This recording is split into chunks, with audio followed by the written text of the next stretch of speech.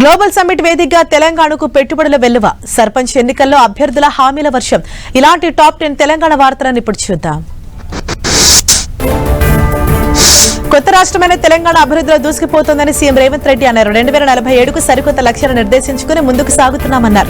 2047 నాటికి తెలంగాణ $3 ట్రిలియన్ ఎకానమీగా ఎదగాలన్నదే తమ లక్ష్యమని సీఎం రేవంత్ అన్నారు.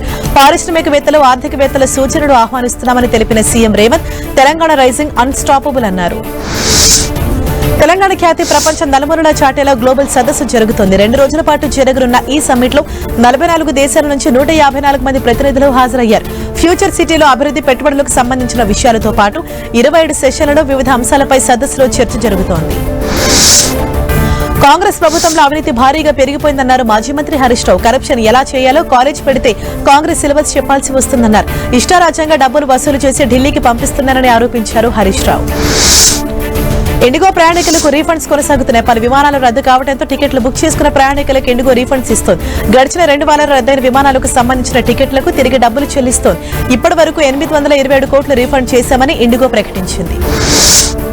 మెదక్ నియోజకవర్గ పరిధిలో జరుగుతున్న గ్రామ పంచాయతీ ఎన్నికల్లో మొత్తం 142 గాను 15 గ్రామాల సర్పంచ్లు ఏకగ్రీవంగా ఎన్నికయ్యారని మాజీ ఎమ్మెల్యే మైనంపల్లి హనుమంతరావు తెలిపారు. తామిచ్చిన హామీలను ఖచ్చితంగా అమలు చేసి తీరుతామన్నారు. 10 ఏళ్ల అధికారంలో ఉండి ప్రజలకు ఇచ్చిన హామీలు నెరవేర్చడంలో బీఆర్ఎస్ విఫలమైందన్నారు. కాంగ్రెస్ ప్రభుత్వం ప్రజల సంక్షేమమే లక్ష్యంగా పనిచేస్తోందని వర్ధనపేట ఎమ్మెల్యే నాగరాజు అన్నారు. గ్రామాల్లో అభివృద్ధి జరగాలంటే కాంగ్రెస్ ప్రభుత్వంతోనే సాధ్యమవుతుందని, కాంగ్రెస్ పార్టీ బలపరిచిన సర్పంచ్ అభ్యర్థులను భారీ మెజారిటీతో గెలిపించారని పిలుపునిచ్చారు. జిల్లా పార్టీ అధ్యక్షుడితో కలిసి ఆయన విస్తృత ప్రచారం నిర్వహించారు. గ్రామ పంచాయతీ ఎన్నికల్లో బరిలోకి దిగిన అభ్యర్థుల ఓటర్లను ఆకట్టుకునేందుకు హామీలు ఇస్తూ ప్రసన్నం చేసుకుంటున్నారు. కరీంనగర్ జిల్లా ఎలిగేడ్ మండలంలోని గ్రామ పంచాయతీ అభ్యర్థిగా పోటీ చేస్తున్న దుర్గయ్య 6 హామీలు ఇస్తూ బాండ్ పేపర్ రాసిస్తున్నాడు. ఇంటి పన్ను నల్లా బిల్లులు భరిస్తానంటున్నాడు. ఆడబిడ్డ పుట్టినా గ్రామంలో ఎవరైనా చనిపోయినా 5,000 ఇస్తానని హామీలు ఇస్తున్నారు.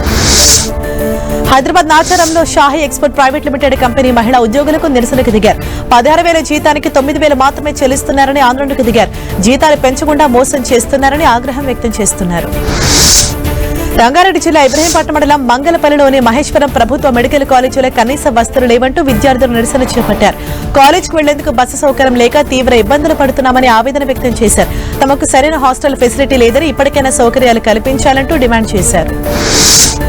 మేడ్చల్ జిల్లా కొర్రెములలో హైడ్రా కూల్చివేతలు కొనసాగుతున్నాయి. సర్వే నెంబర్ 747, 750లో 1000 గజాలకు పైగా ఉన్న పార్క్ స్థలాన్ని కొందరు కబ్జా చేయడంతో కాలనీ వాసులు హైడ్రాకు ఫిర్యాదు చేశారు.